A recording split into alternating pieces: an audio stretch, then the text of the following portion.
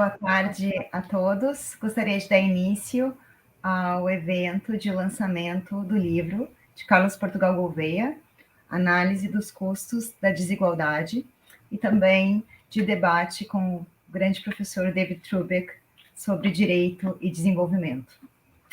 Carlos é professor doutor do Departamento de Direito Comercial da Universidade de São Paulo, fundador do ID Global e sócio fundador do PGLO. Hoje temos o lançamento de um livro extraordinário para um autor extraordinário. Esse é um livro de grande vanguarda. Ele antecipou temas altamente relevantes: desigualdade, corrupção, e suas lições hoje são mais importantes do que nunca. Recomendo fortemente a aquisição do livro, que está disponível na Amazon. Alguém poderia alegar que eu sou suspeita para falar do livro, então eu menciono aqui as observações do professor David Kennedy, de Harvard, que foi orientador do Carlos nessa obra. Ele fala que é um livro fascinante, que identifica um ponto cego na literatura existente, tanto jurídica como de economia institucional, que traz uma contribuição tremenda para o pensamento progressista.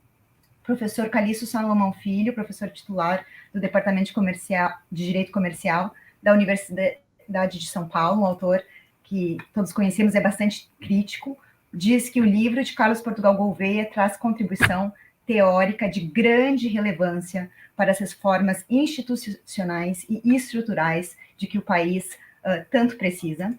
Não vou tomar mais tempo com essa introdução, por isso eu passo a palavra ao Carlos para já dar início ao evento e introduzir o professor David Trubeck. Obrigado.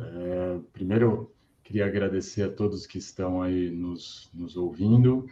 É um prazer, né, poder discutir um trabalho sobre o qual eu me dediquei por tanto tempo, né, e queria agradecer também a Mariana, né, primeiro por aceitar ser aqui a nossa mediadora no evento, e acho que eu escolhi bem minha linda esposa, né, que tem me dado tanto amor e apoio nos últimos anos, e realmente você, sem dúvida, foi a pessoa que eu escolhi para viver toda a minha vida, né, e como eles falam em inglês, my partner in crime, né, não necessariamente em crimes, mas em coisas muito, muito positivas. Queria agradecer também a minha família, né, que tem me dado todo o apoio. Vou agradecer também a Dora e a Clara, que não estavam lá quando eu escrevi essa tese, mas quando elas verem isso aqui no futuro, acho que elas vão ficar felizes de ver essa menção. Nesse momento, também não podia deixar de agradecer minha mãe, porque no momento em que eu não tinha tempo para traduzir a minha tese, ela assumiu essa obrigação e fez, como escritora, que é um trabalho muito melhor do que eu jamais teria feito. E também tenho que agradecer, né, meus orientadores ao longo da vida, formais e informais, o professor Fábio Conder Comparato, o professor Calixto Salomão Filho, o professor David Kennedy, e pelos dois em particular, como a Mariana mencionou, por terem escrito tanto a apresentação quanto o prefácio do livro. Também sou muito grato à Quartier Latam e ao seu editor, o Vinícius Vieira, por terem nos apoiado aí nesse processo. E agora eu queria mudar para o inglês, né, porque queria fazer aqui a apresentação do professor David Trubeck, acho que talvez, apesar do professor David Trubeck falar português, acho que... Você pode continuar em português. Posso? Obrigado. Se quiser. Muito gentil, muito gentil. Então, vou falar em português. Se eu falar alguma coisa muito rápida, o senhor, por favor, me avise, né, porque essa é uma mensagem principalmente para você, né? Então, algumas pesquisas, né, têm dito que a gratidão é uma das coisas que mais faz as pessoas felizes, né? Então, a primeira coisa que eu queria dizer ao professor Trubeck é agradecê-lo pela oportunidade que ele nos deu hoje, a mim em particular, de agradecê-lo pelo efeito extremamente positivo que ele teve no desenvolvimento da minha tese. Acho que eu nunca tive outra oportunidade de agradecê-lo, mas acho que vou tentar explicar para ele por que a participação dele foi tão importante, né? Mas primeiro eu queria introduzir o professor David Trubeck, para quem eventualmente não o conheça, acho que provavelmente ninguém, mas bem, vou dar o meu melhor aqui, né? Mas se eu tivesse que falar todos os itens, né, do longo currículo do professor David Trubeck, provavelmente a gente ocuparia todo o nosso tempo aqui, e eu realmente quero ouvir o professor David Trubeck.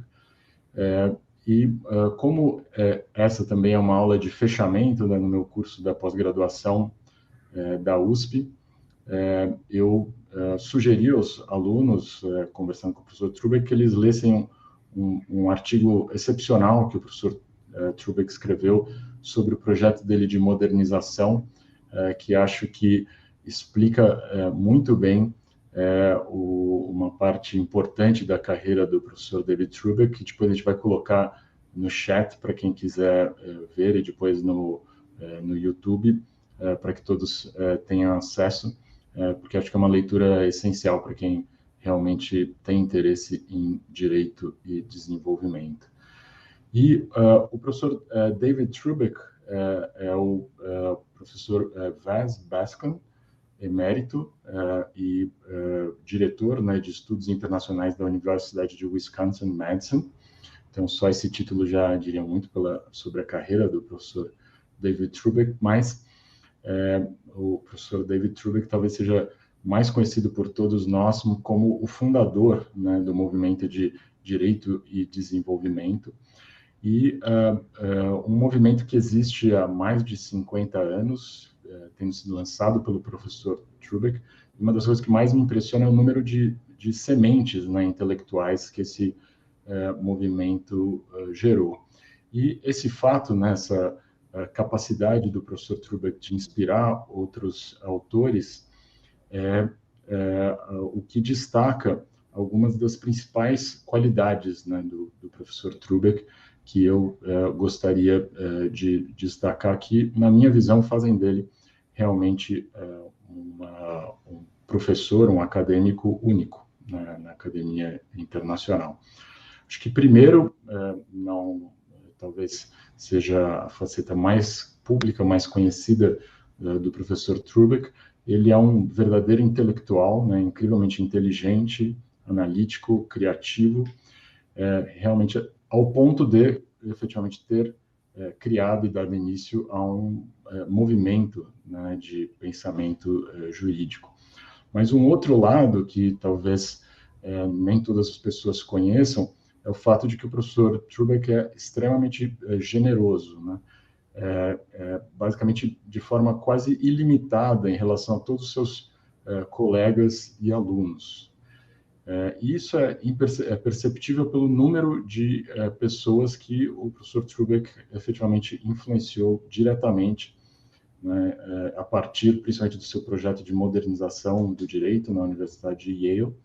Então, lá, como vocês vão perceber quando vocês lerem o texto do professor Trubeck, a gente consegue identificar, por exemplo, a semente, né, do movimento de Critical Legal Thought, a partir da influência dele no professor Duncan Kennedy, um movimento que é bastante conhecido aqui no Brasil, né, que é o movimento do direito alternativo, do direito ao avesso, a partir da influência dele no professor Boaventura de Souza Santos, no movimento de Law and Society, né, a partir da influência do professor Trubeck nos seus colegas em Wisconsin, e no Brasil, na criação, né, das duas escolas de direito da FGV, a partir da semente que ele lançou com a criação do CEPED nos anos 60, e na nossa própria universidade, na USP, né, pela influência que ele teve em inúmeros professores que focaram em direito e sociologia, direito e desenvolvimento, como o professor José Eduardo Faria, Diogo Coutinho, e muitos outros, incluindo em mim,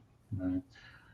E a influência que o professor Trubeck teve em mim, ela começou, e alguns alunos meus sabem, porque eu sempre conto essa história nas aulas de direito e desenvolvimento, quando eu estava desenvolvendo justamente a minha tese de doutorado, essa tese, né, que nós estamos lançando aqui. Então, em 2007, eu organizei uma viagem de pesquisa ao Brasil, com vários professores internacionais, e dentre eles fiquei lisonjeado quando o professor Trubeck, né, aceitou participar dessa viagem, já que originalmente ele tinha sido uma das minhas inspirações.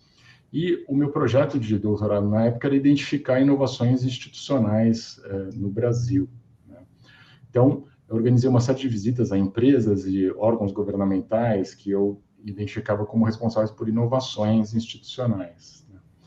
Mas ao longo da nossa visita e com as perguntas que eram oferecidas, ficou evidente para mim, principalmente pela postura crítica, né, do professor David Trubeck, que muitos desses agentes, eles na verdade não tinham uma reflexão profunda sobre o que de fato eles estavam fazendo, quais eram os riscos que existiam naquelas medidas, e também acho que o que era mais preocupante, não tinham nenhum esforço em criar mensurações dos impactos, né, que aquelas políticas poderiam ter na sociedade.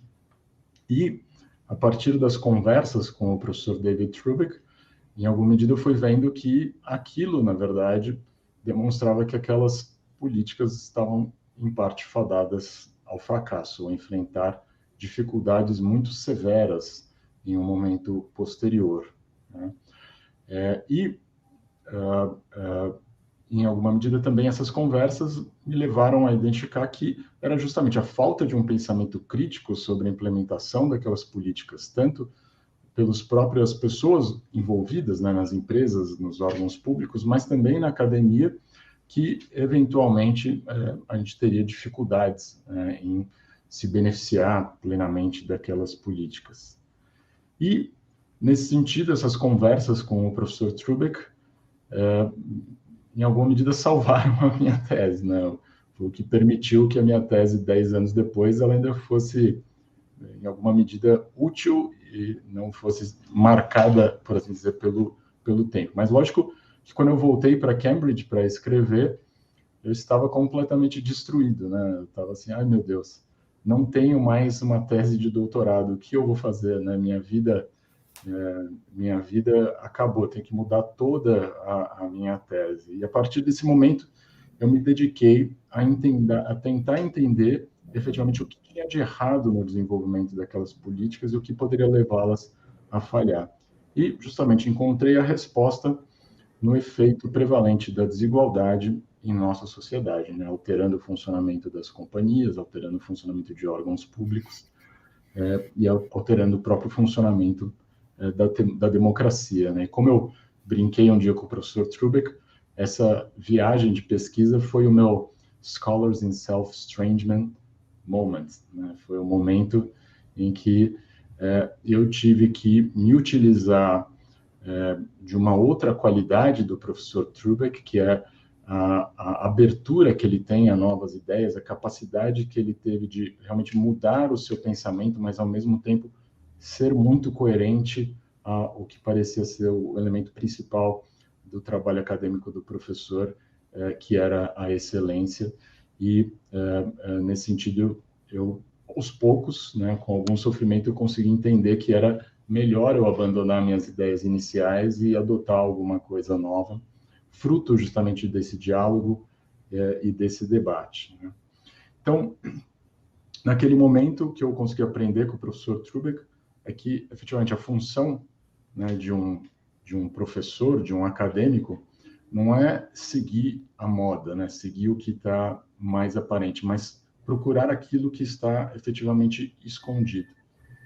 E, para fazer isso, você precisa cultivar um certo amor pela descoberta, né, pelo desenvolvimento do conhecimento. E, por si só, mas sem se preocupar com as consequências disso, com o impacto que isso vai ter na sua carreira, no seu futuro. E o professor Trubeck é um enorme exemplo disso, né? Ele é realmente incansável nessa busca pela excelência, pela inovação do pensamento, que possam ter um efeito positivo na sociedade, né? E acho que isso, alguém que tem uma carreira de mais de 50 anos na academia e sempre criando coisas novas e puxando, trabalhando com pessoas novas e nos puxando ao máximo, a dar sempre o nosso máximo, é algo realmente excepcional. E, nesse sentido, professor Trubeck, o senhor é um exemplo para todos nós. E, mais uma vez, muito, muito obrigado por ter aceitado conversar conosco hoje e também pelas lições, né, que o senhor acabou me dando ao longo da vida e o exemplo que você representa para nós.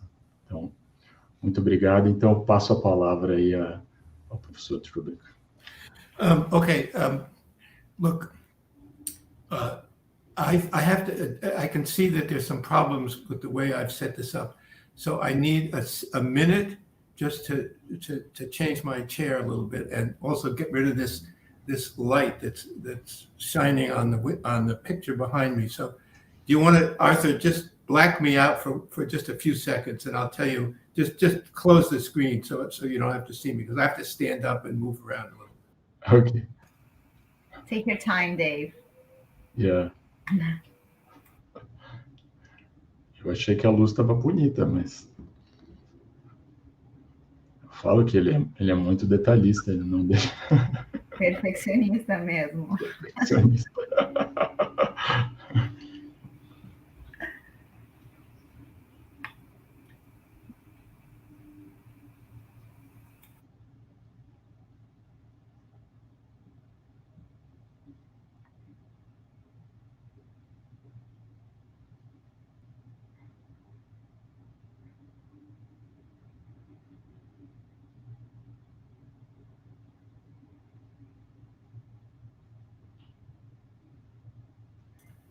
There you go. There he is.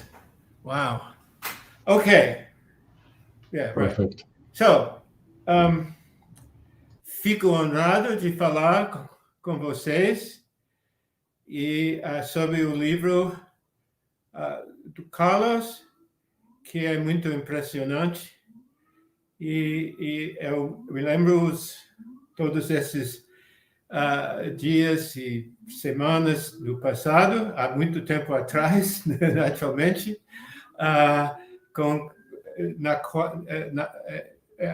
quando nós tivemos todos esses discursos sobre a natureza do direito e desenvolvimento e a questão de distribuição. Então, hoje eu vou falar sobre isso, baseado no artigo que os alunos já tinham, e eu vou tentar fazer uma ligação entre esta história que já foi publicado na revista de Estudos Internacionais e o livro do Carlos, esse tema de distribuição. E agora eu vou falar em inglês, porque o meu português é um pouquinho enferrujado e também eu falo muito mais devagar em português e nós temos pouco tempo para discutir coisas tão importantes, naturalmente. Tá bom?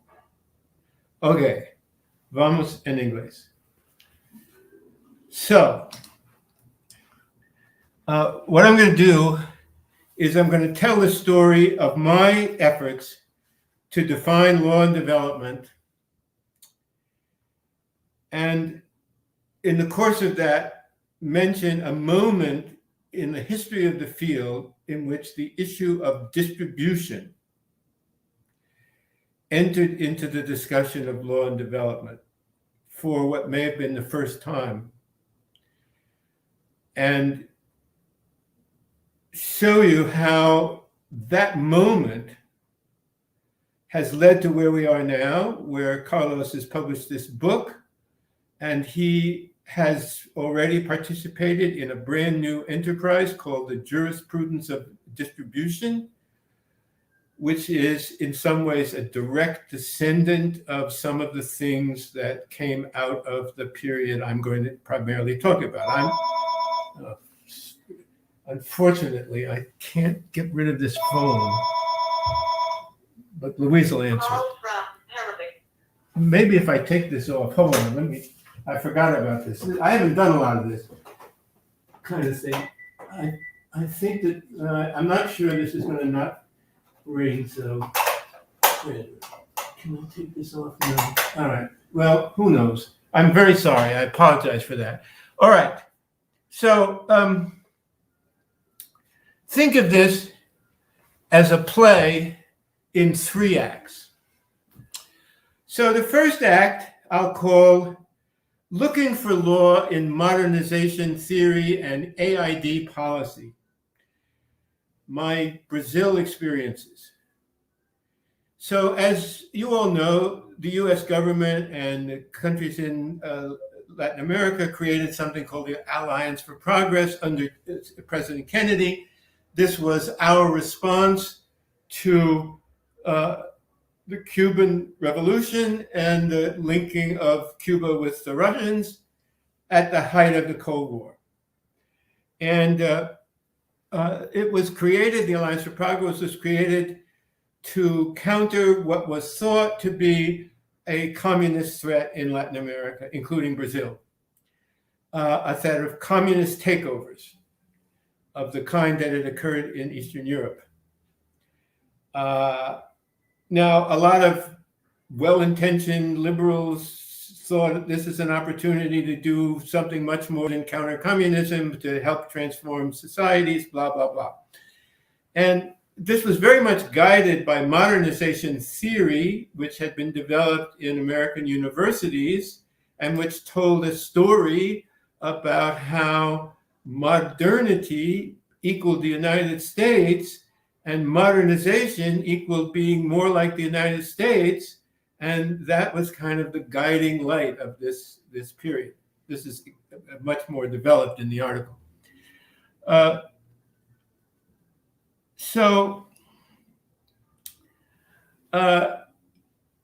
joined AID in 1962, spent a couple of years working in Washington, but servicing foreign aid programs as the legal advisor to the missions in Colombia, Peru, and Bolivia. I spent a lot of time in Bolivia, which is quite an exotic place, as you all know. And then I was assigned to Brazil. So this was in late 63, what was going on in Brazil in late 63, early 64, I don't have to tell you that. The US was hostile to the Goulart regime. They were supporting various governors who were hostile to Goulart and giving very little money to the central government. And the program was, by AID standards, not very large. But there I was. I went to study Portuguese. I spent 4 months studying Portuguese. I had pretty good French. I had started on Spanish, but then I got diverted. And so I really got a decent basis in Portuguese from the US government. Arrived. So then, while I was sitting there studying Portuguese, something happened in March of 64. You may not all remember what happened in March of 64 in Brazil, but it caused a little bit of a change in the regime, as they say. Immediately, interesting, immediately, the moment that the military overthrew the democratically elected government, we increased our foreign aid program from $50 million a year to $300 a year, $300 million a year. Now think how much money that would be in today's dollars. Multiply it by 8, okay, by 8. So that is $1 today, is $1 then is worth $8 today, roughly. And I was called in from the classroom. Eu estava estudando português, simplesmente aula número 23. Eu fui chamado. Okay, Dave, draft a loan agreement for $50 million. This is like in the first day of April, so you can imagine. $50 million for immediate transfer we didn't have a lot of grant money, so it had to be a loan. But of course, no one ever expected it would be paid back. And anyway, it was a 40-year loan. You had 40 years to repay it at a below market interest rate. So it was really a grant. And I drafted the agreement, sent it by cable to Rio, and that was that. Okay. So a few months later, I moved to Brazil. There I am as a senior official in the aid mission, which is now running what would be, I didn't think, like a $2.4 billion a year program in today's dollars. And we had everything. We had offices for all kinds of development. There was the business development office, there was the agricultural development office, there was the educational development office, there was, and I'm thinking there was the road and transport development office, and they were churning out loans and churning out projects. And I said, and I was working with all of them because I was the lawyer. So each, they mostly had a lot of loan agreements, a lot of other legal issues. People were stealing money. That I had to worry about that. People in the mission were stealing money too. So, local employees, I'm afraid to say, probably some of the Americans too, who didn't get caught. But anyway, not big amounts, small amounts. Anyway, so I was just busy being a lawyer.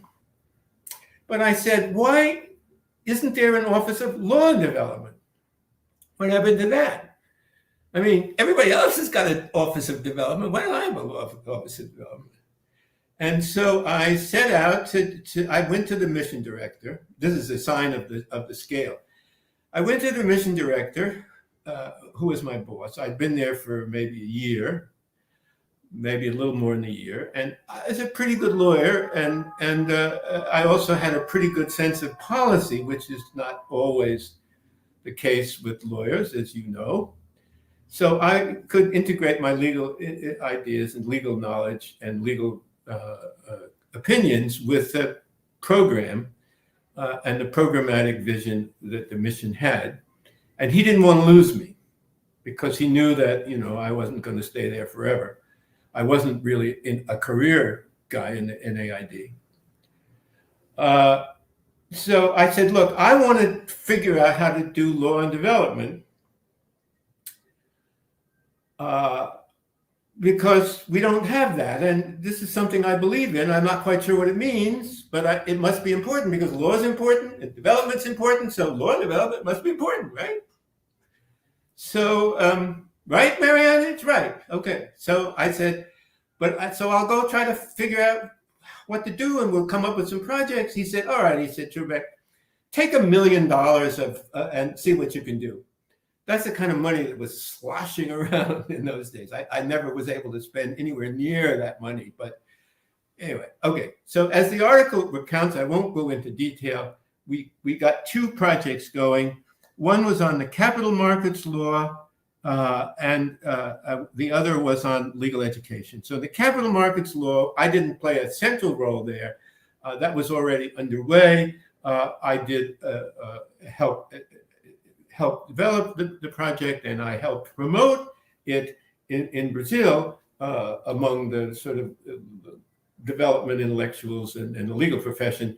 And that was essentially the transplant of American securities law to Brazil in what that turned out to be an unsuccessful effort to jumpstart a real capital market in Brazil. You didn't have a real capital market.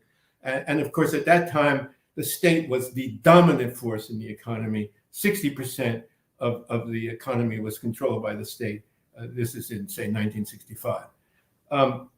The other was a project that I developed, and which was the Sepan Project, which Carlos mentioned, and which was basically a project in legal education.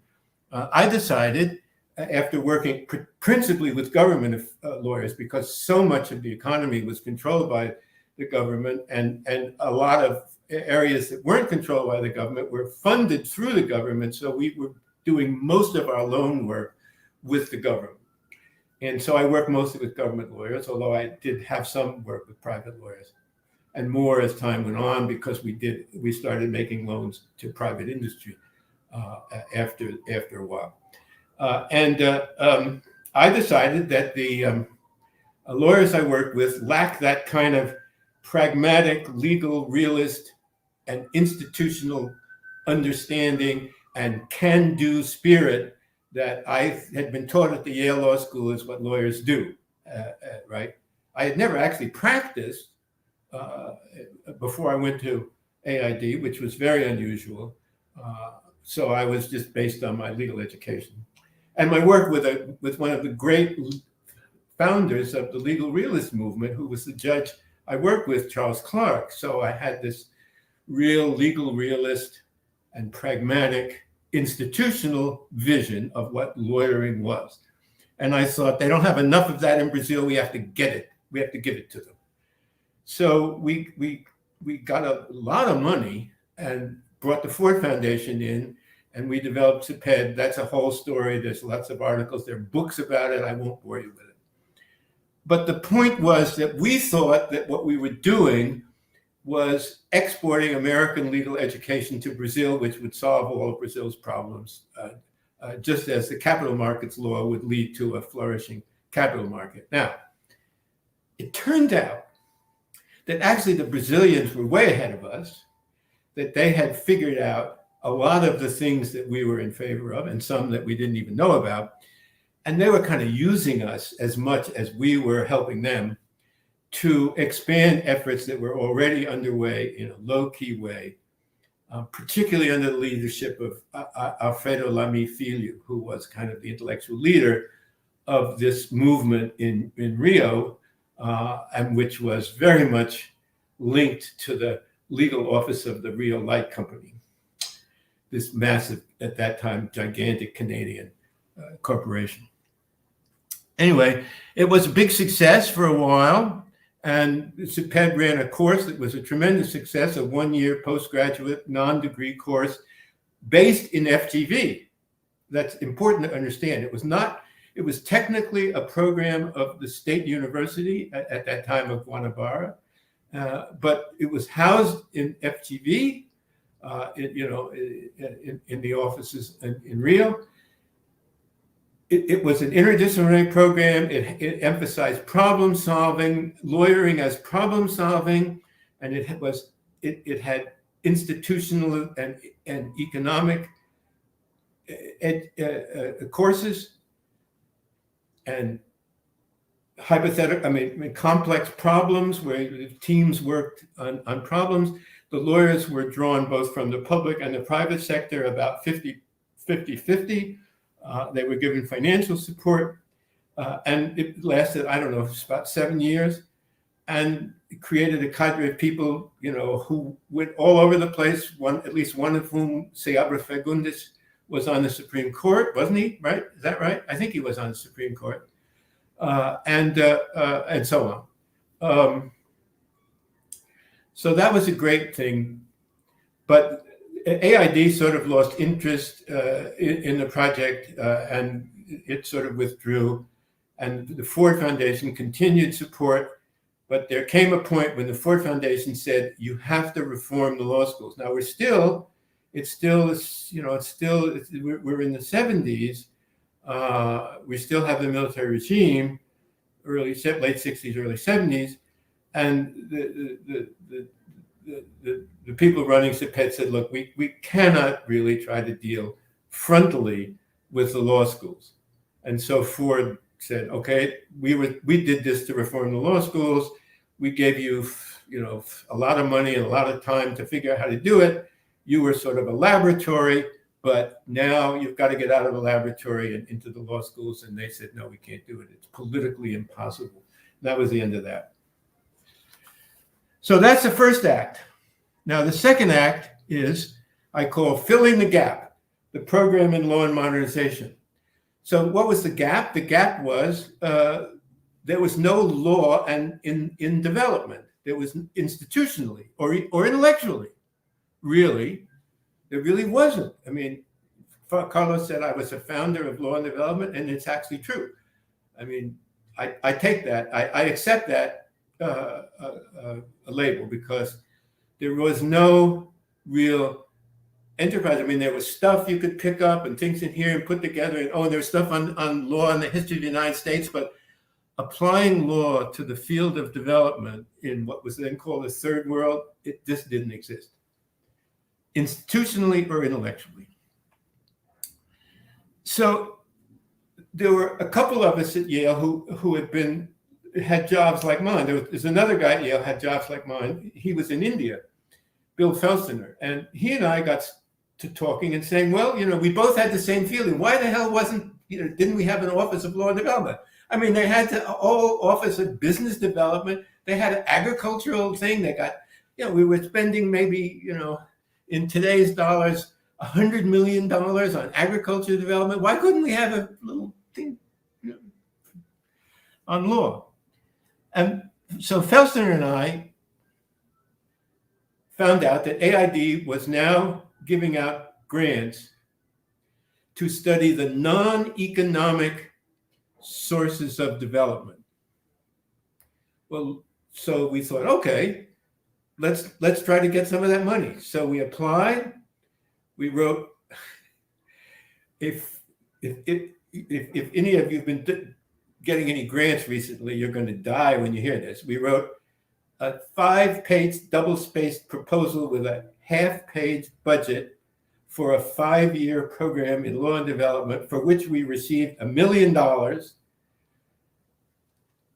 1969.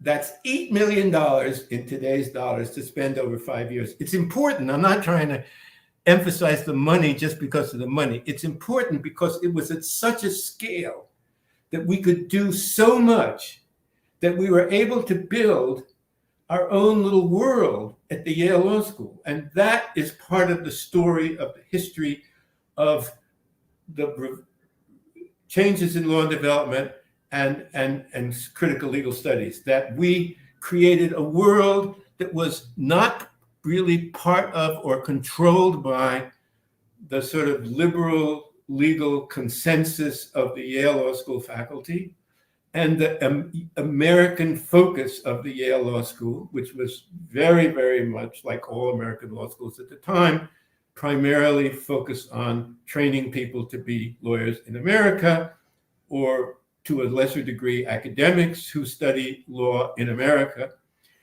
And the enclave feature is an essential part of understanding what happened. So with all this money, we could bring scholars from the US, Europe, the third world. We could support field work. We had JD students like Duncan Kennedy, graduate students like Boaventura Santos, visiting professors like Mark Galanter, Laura Nader, Henry Steiner, Yash Guy. How many of you have ever read Boaventura Santos's study of Pasargada law?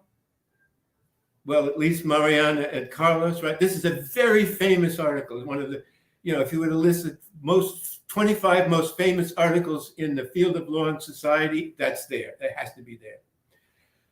And that was funded by the Program in Law Modernization, and Boa was a very important person. And so in this world that included Boa, who was by then, flirting with Marxism, and Duncan, who had spent a lot of time studying Marxism when he worked in the CIA, which he did, as you probably all know. This is no secret. And all sorts of other really interesting people were in the program, and we had our own little world. We had our own seminars. We brought people in. Roberto Unger came frequently, and we went up to Harvard to meet with Roberto and Henry Steiner. So we had Duncan Kennedy, Roberto Unger, Boa Santos. Do I need to mention any more? That's enough. Mark Galanter, so on and so forth. Okay. So we now go to Act 3, which I'm called The Critical Turn, Duncan Kennedy, the Seminar, and the Analysis of Distribution. So the first you have to understand is that Yale in the early 70s was a scene of incredible turmoil and student revolt. Student revolt against the American foreign policy, student revolt against racism, student revolt against the academic establishment, you name it. And people like Duncan were at the very forefront. Mark Tushnet was a student at the time and also at the forefront of this turmoil. So we were operating in a time in which there was a major challenge, and the senior law school faculties moved, became defensive and threatened, and junior faculty like me and Richard Abel, who was by then my co-director of the program, were torn in the other direction. Our sympathies we were closer in age, we were more on the left than the average faculty member, and we were torn, of course, between the faculty who had to promote us. We didn't have tenure, and of course neither of us got tenure at the time, and in part a result of because of all of this, and the students. So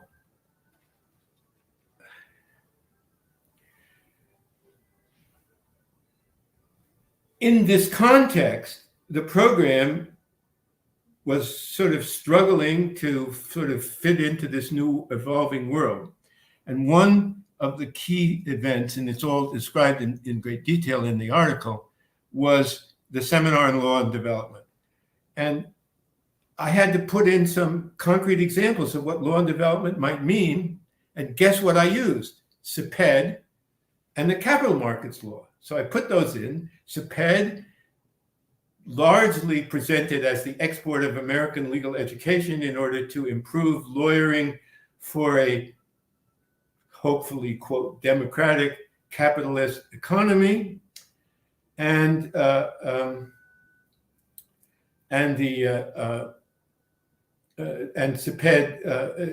and the capital market law to create the foundation for a private market, a private capital market like the one in the U.S. Okay, so those are the two examples that I put forward. Rick had some stuff from Africa. Rick had spent his career in Africa.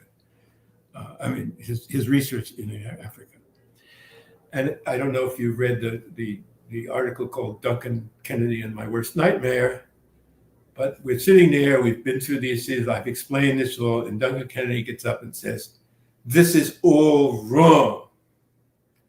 Now, he'd done this once before in my property class, as I mentioned, so I wasn't completely surprised, but I thought, oh, fuck, here he goes again.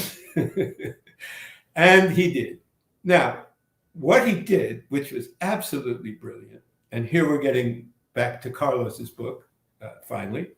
What Duncan did was he made a presentation that turned the whole approach to law and development that had evolved in the American law and modernization tradition, which I had been a part of, by putting forward a paper that was based on a book about what happened in Burma in the 19th century when the British, which at that point Burma was part of the British Empire, when the British transformed the law, bringing modern British law to India, and making all sorts of changes in the property regime, in the credit regime, in all the sorts of regimes that Carlos, or many of the ones that Carlos looks at in his book. And in the law and modernization story, this is modern law. It should lead to economic development and everybody would be better off. It's very important that the story of law and modernization always said, if you bring the foreign law in, things will get better, the economy will grow, and everyone will be better off. Now, the Burma story is, yes, you bring in foreign law. Yes, the economy grows, because how does the economy grow? The British law created the basis for a market economy and for an export economy in rice. And so all of a sudden, Burma was transformed into a gigantic farm to produce rice for the world market. Who benefited from this? The people? No. The British? Yes. The Indian merchants who had been trained in British law in India and who knew how to play the game and knew how to use the rules, they all got immensely rich. And the Burmese peasants who had to work in the rice fields got poorer. So there's a distributional analysis of a legal reform that just totally turned the law and modernization story on end, because it didn't help everybody, and it proved the importance of distributional analysis. This then led to further discussions about these issues and how they would apply in the United States. And it was out of that critical legal studies came. Out of that seminar, I think there were 4 or 5 people in the seminar who were among the 12 people who founded critical legal studies.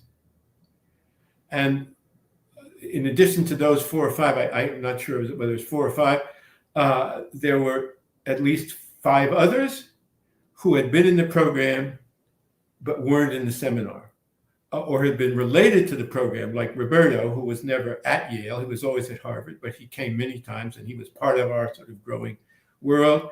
Thomas Heller.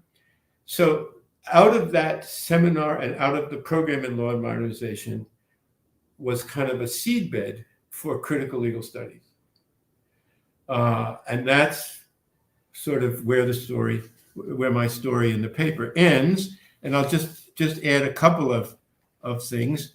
Of course, the seminar led to Scholars in Self-Estrangement, which is probably one of my best known articles, in which I basically tell that story about how I suddenly realized that it was all wrong, that we had gone, we hadn't understood distributional issues and things like that. And CLS. And now, CLS still doesn't exist, but it's sort of being revived in some way under this heading of Jurisprudence of Distribution. What could be more appropriate at this moment in America and hopefully around the world than a book like Carlos's, which not only highlights the distributional analysis, but tells us how to do it and all the different issues that you have to deal with. So I think it's a great honor to be with you, and I'm looking forward to the questions, and I'm willing to stay another 20 or 25 minutes if you want to be sure the students get a chance. Thank you. Muito obrigada. Great cheers! Hey, viva! Okay. All right, students, ask questions. Então, or anybody ask questions. Vou chamar o Arthur. Eu acho que a gente pode coletar as perguntas do Arthur e depois eu vi que o Lucas também quer fazer a pergunta, e daí, David, você pode então responder as duas na sequência. Obrigada, Arthur. Obrigado. Professor Trubek, I'm very glad to be here discussing with you your ideas. And at the end of your paper, you present a mix of pessimist and optimist ideas on the law and development field by both highlighting the new Marxist critics on development theory and reaffirming the possibilities of this field as both effective and emancipatory. By the last decade to present, we have witnessed a general democratic crisis, both in global north and south. Devagar. Arthur, você está falando rápido demais. Sorry. By the last decade, we have witnessed a general democratic crisis, both in global north and south. In global north, as a response to this crisis within the Biden's administration and election, a group of American legal scholars seems to be recovering the ideas and agenda of progressive era thinkers. especially regarding the need of a vibrant economic democracy and a structural reform of legal institutions. How do you think that this counter-movement could impact what you call liberal legalism over U.S. legal order? And in Global South, how could this counter-movement comprehend some of the concerns of the new Marxist critics over economic power distribution and inequality in the capitalist periphery of the system, in the pursuit of a democratic model of economic development? Wow. Será que a gente pode passar para a pergunta do Lucas também? Acho que tinha um monte de questões na pergunta do Arthur para processar, enquanto isso o professor Trubeck vai pensando e a gente coleta mais uma pergunta para serem abordadas na sequência. Lucas, por favor. Thank you. Professor, thank you for your brilliant explanation and presentation. My question is the following. So designing solutions for real world problems, it's always a not easy task, right? While we know that the mere transplantation of legal institutions have significant costs, the mere creation of local solutions without taking into account global and international experience can also not be so successful. So in this sense, how do you think that it's possible to conciliate global and local ideas and knowledge on creating solutions for real world problems? Thank you. Let me take up Lucas's question first because it's by far the easier in the sense that I've already thought about this more than I have about the much broader and much more urgent question that much more immediate question that Arthur raised. So the answer, Lucas, I've actually written an article which is called "Scan Globally, Reform Locally" or something like that, and I just refer you to that. That is, rather than I'm not saying that you can't learn from other countries. Absolutely, you can, as you try to think of some reform, but you shouldn't think that there's some hierarchy. So if the country's GDP is bigger than yours, then their laws must be better for you. That's, or if they're in some other global, power structure, maybe they are and maybe they aren't. But maybe there's some country, in Southeast Asia that's solved a problem that would be very helpful to you. So I think the answer is, of course, when you're developing your own laws, you've got to develop your own laws. And you cannot assume that there's some other country that has created a legal system or a legal institution or, a set of rules that's going to work in your country and be better just because the country is richer or more powerful or both. On the other hand, you should be able to learn from other countries. So I refer you to that article for more detail because, of course, we don't have a lot of time. All right, on Arthur's question, which is really quite about 4 different questions, I think that, so let's take up, is there, there's obviously a progressive move now, a move to the left within the sort of left part of the Democratic Party in the United States, but we're in a moment of tremendous turmoil in this country and tremendous uncertainty. The Democrats lose the House in next year, which they probably will. And then we're stymied because the Senate can do very little except in fiscal areas. But if the House is controlled by the Republicans, forget it. So we're going to have to go back to the state level and build back up from that. And at the meantime, frankly, the right has been politically more sophisticated and more effective than the left has been in the United States in recent years. Look at what's going on with abortion, if you want the clearest example right now. So the answer is, I don't know. And all I can say is that there are a lot of people, I count myself as one, but I'm, pretty far along in age and all. I'm not as politically active as I've been in the past. It's a struggle. Now, in periods like this, in periods of crisis, sometimes, remarkable things can happen, but they can be good or bad. And I think we're at a really liminal moment in American politics where it could go very bad. Trump could be reelected. The Republicans could take over the Congress. And then we're going to be in what we call in English deep shit. Okay? So that's my answer.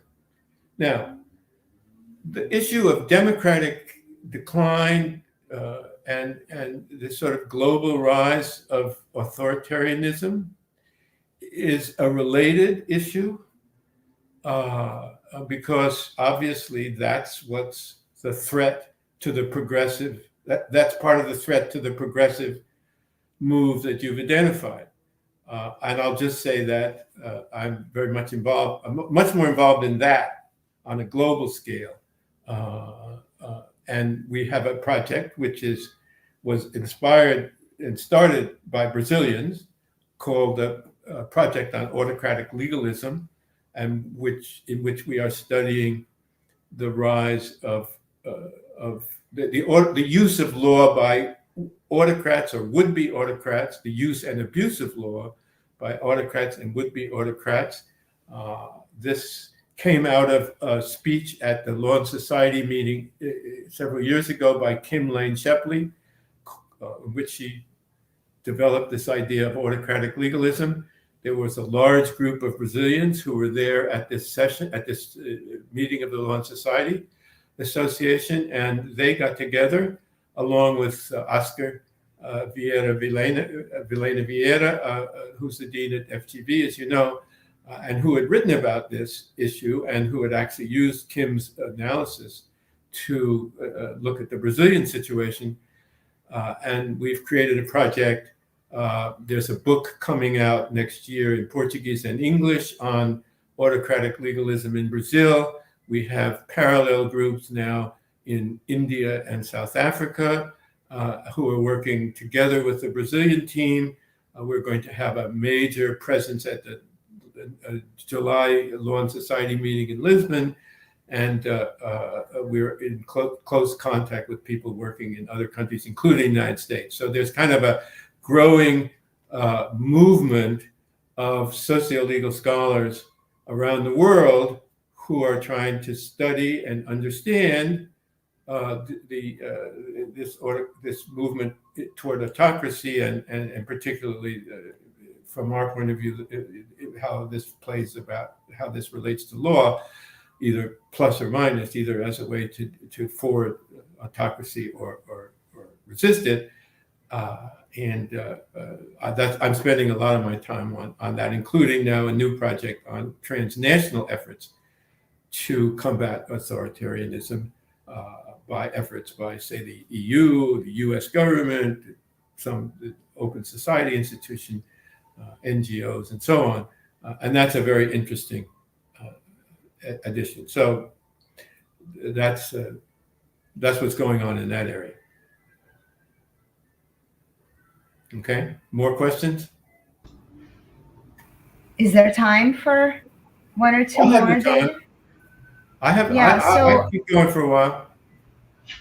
I will use my prerogative as a moderator to ask a question. So I wanted to get a feel from you as of 2021 about your level of optimism about law's role in development, and to the extent that it exists.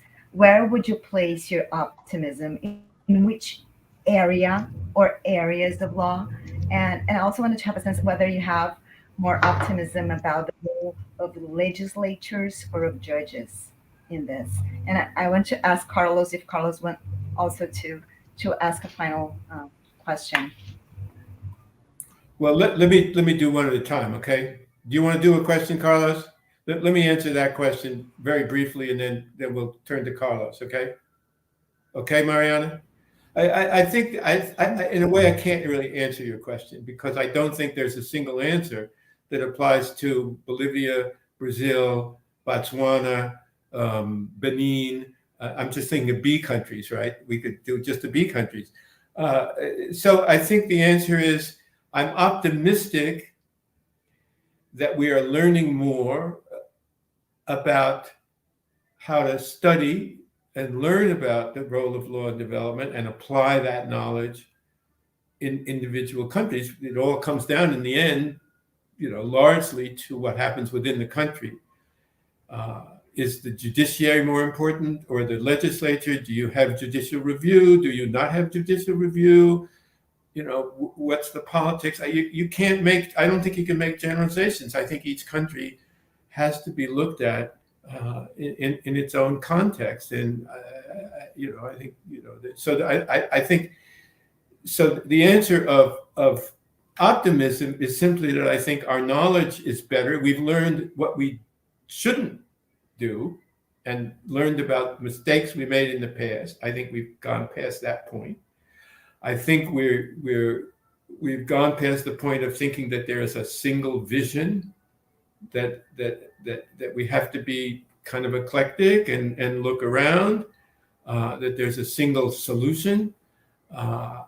So I think this is very much a grounded, country-based analytic task, which can draw on insights from the rest of the world, both in terms of how you study questions and what questions to ask, but also what answers to give.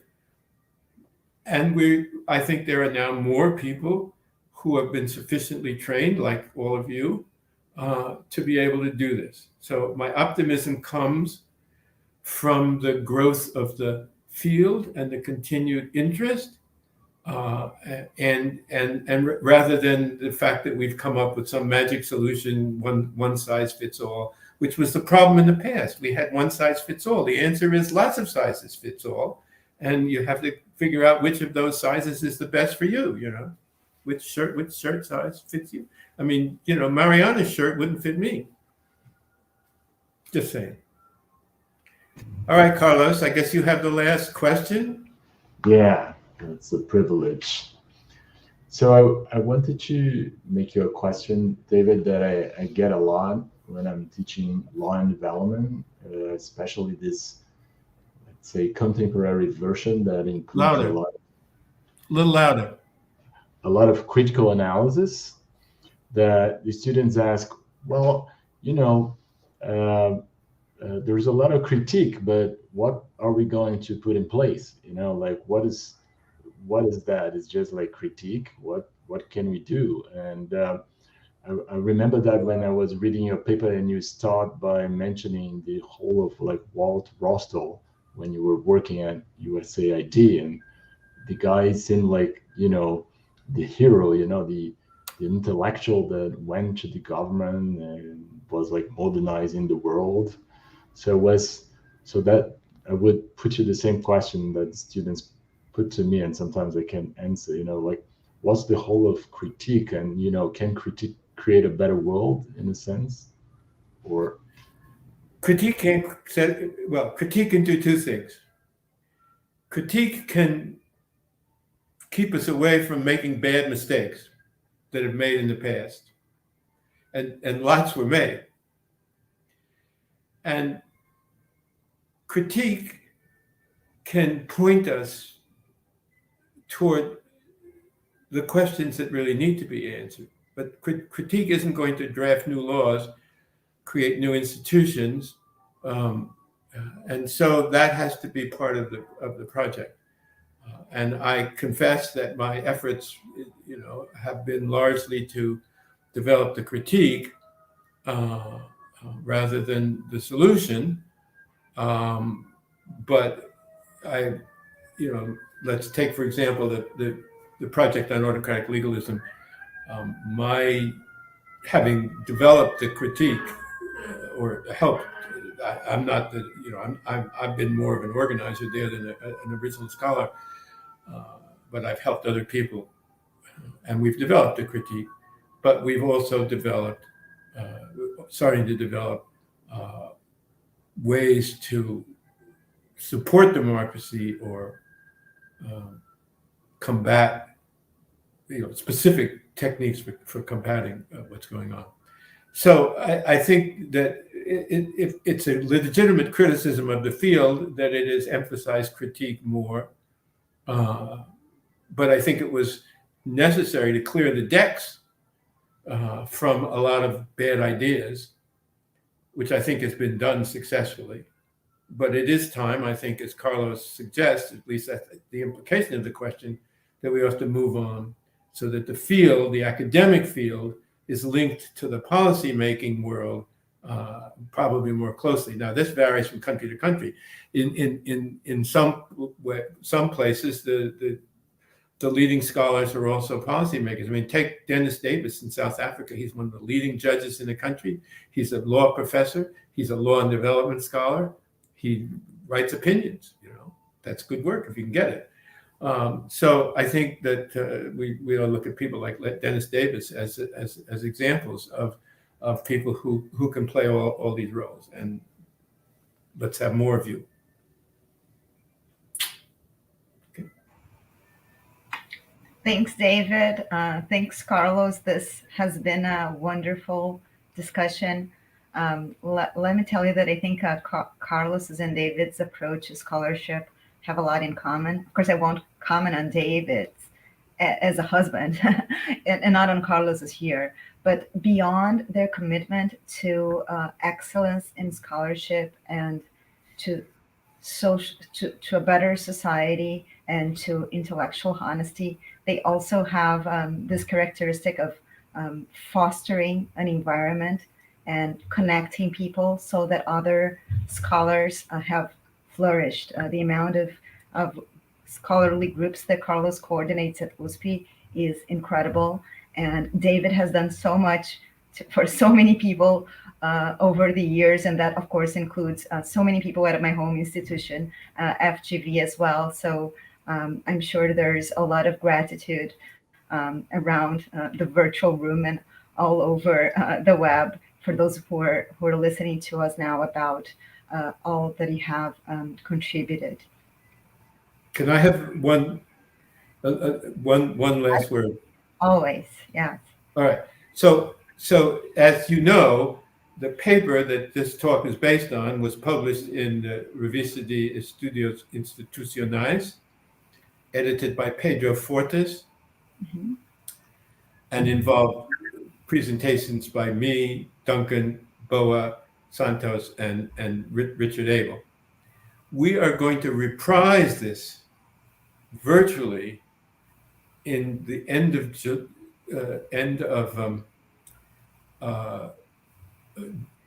January as part of a similar event, a class event that Pedro is putting on. And I think, I'm going to ask Pedro to make it available to anybody who wants to listen, because you're going to get the four of us talking together, sort of continuing the debate that started in the 70s, but was brought back to the surface in the REI publication. So you might want to write to Pedro and find out more. I can't remember. It's, I think, the 28th of January, but I forgot to look it up. It's in late January. Well, thanks, David. I'll make sure to do that. And let's let me just say here that for Carlos' students, we are looking forward to your contributions to the field so that in 50 years from now, we can also have an event discussing your great works and how they changed and shaped your respective fields. Com isso, vou fazer o fechamento desse evento, recomendando fortemente o livro, também acompanhar o trabalho que foi publicado do professor David e as discussões que se seguirão, e falar obrigada e até a próxima.